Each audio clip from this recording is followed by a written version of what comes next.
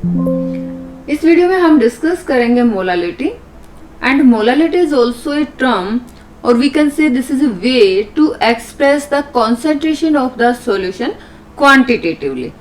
तो होती क्या है मोलालिटी? मोलालिटी होता है कि मान लो आपके पास 1 kg सोलवेंट है। यहाँ पे हम बात कर रहे हैं सोलवेंट की, ध्यान देना, ना कि सॉल्यूशन की, हम बात कर रहे हैं सोलवेंट की।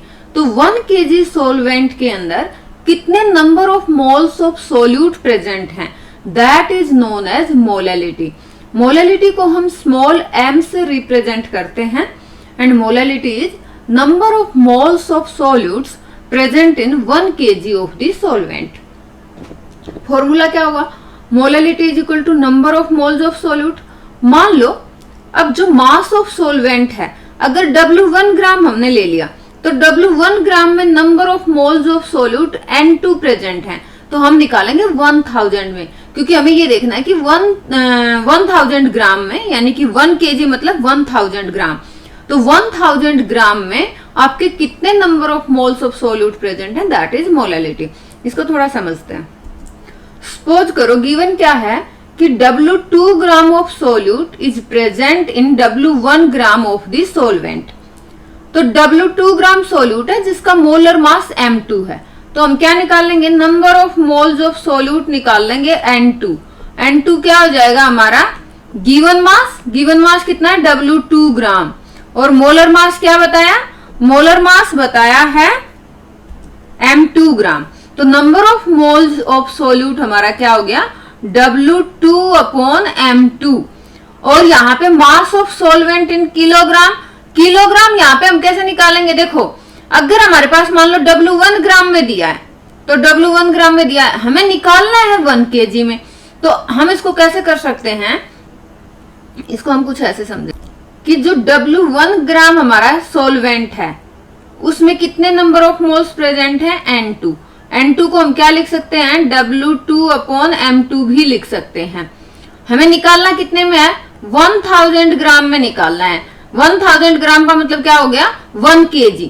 तो W1 ग्राम में आपके N2 हैं, एक में हो गए N2 अपॉन W1 और 1000 में हो गए मल्टीप्लाइड बाई 1000। अब ये हो गया हमारा मोलालिटी का फॉर्मूला। इसमें हमने क्या किया? N2 की जगह क्या पुट कर दिया? W2 अपॉन M2, जो हमने यहाँ पे निकाला था, given mass of solute upon molar mass of solute. तो N2 की जगह हमने पुट कर दिया W2 अपॉन M2, इसको हमने 1000 से मल्टीप्लाई किया, नीचे हमारा W1 वाली टर्म है W1, तो यहाँ पे हमने लिख दिया कि W2 upon M2 into 1000 upon W1।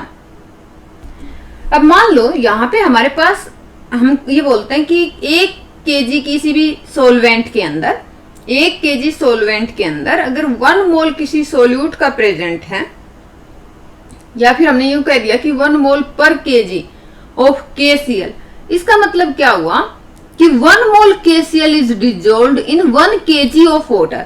तो सोलवेंट हमारा कितना है? 1 kg। 1 kg को ग्राम में लिखेंगे तो 1000 ग्राम, और 1 मोल ऑफ KCl, तो नंबर ऑफ मोल्स हो गए 1, तो 1 मोल 1 kg सोलवेंट में प्रेजेंट है, दैट इज मोलालिटी।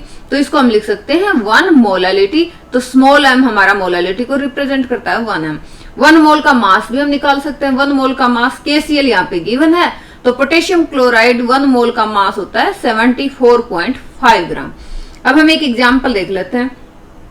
एग्जाम्पल है हमारी NCERT बुक यूनिट फर्स्ट से, एग्जाम्पल 1.3 क्लास 12th में। Calculate the molality of 2.5 gram of ethanoic acid in 75 gram of benzene. यहाँ पे हमारा सोल्यूट कौन है? इथानोइक एसिड है। सोलवेंट कौन है? बेंजीन है। तो मास ऑफ बेंजीन गिवन कितना है? W1।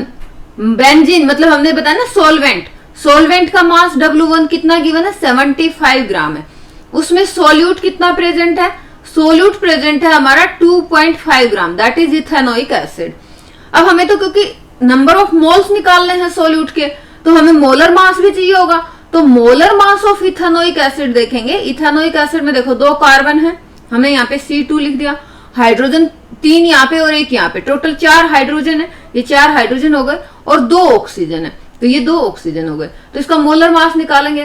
कार्बन का मास कितना होता है? 12, कार्बन कितने हैं, नंबर ऑफ कार्बन इज 2, तो 12 को 2 से मल्टीप्लाई किया, प्लस हाइड्रोजन का मास कितना होता है 1, कितने नंबर ऑफ हाइड्रोजन है 4, तो 1 को 4 से मल्टीप्लाई किया, प्लस ऑक्सीजन का मास कितना है 16, नंबर ऑफ ऑक्सीजन कितने हैं 2, तो 16 को 2 से मल्टीप्लाई किया।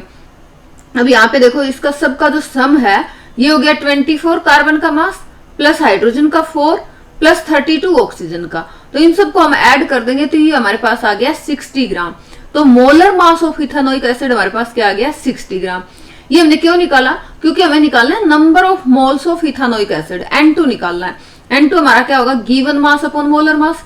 गिवन मास कितना है 2.5 ग्राम, मोलर मास कितना है 60 ग्राम।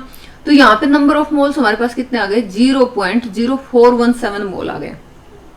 आई होप कि आपको ये समझ में आ गया होगा। अब मोलालिटी देखेंगे तो नंबर ऑफ मोल्स ये कितने, ये जो हमारे 0.0417 मोल्स हैं ये कितने सोलवेंट में प्रेजेंट है, 75 ग्राम सोलवेंट में प्रेजेंट है। और हमें निकालना है मोलालिटी के लिए कि 1000 ग्राम में कितने प्रेजेंट होंगे।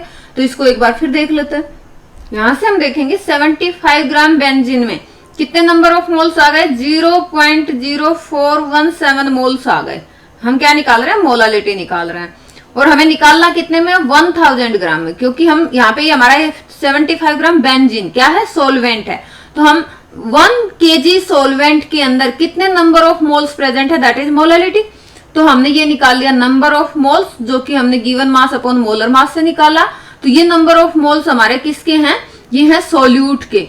और हमें क्या चाहिए कि कितने बेंजीन में ये प्रेजेंट है 75 ग्राम में, हमें क्या चाहिए 1000 ग्राम में कितने प्रेजेंट होंगे।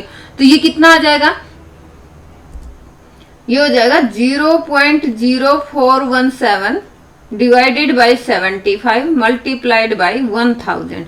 यहीं पे ये लिखा हुआ है, ये वाली टर्म जो लिखी हुई है। तो अब इसको जब हम सोल्व करेंगे तो ये आता है 0.556 मोल पर केजी, यानी कि 1 kg का मतलब 1000 ग्राम बेंजीन के अंदर जो number of moles of ethanoic present होंगे वो होंगे 0.556, और number of moles present in 1 kg of the solvent उसको हम बोलते हैं मोलालिटी, जिसको हम स्मॉल m से लिख सकते हैं। तो यहाँ पे हमारी मोलालिटी क्या आ गई 0.556। तो इस वीडियो में इतना ही। Thank you.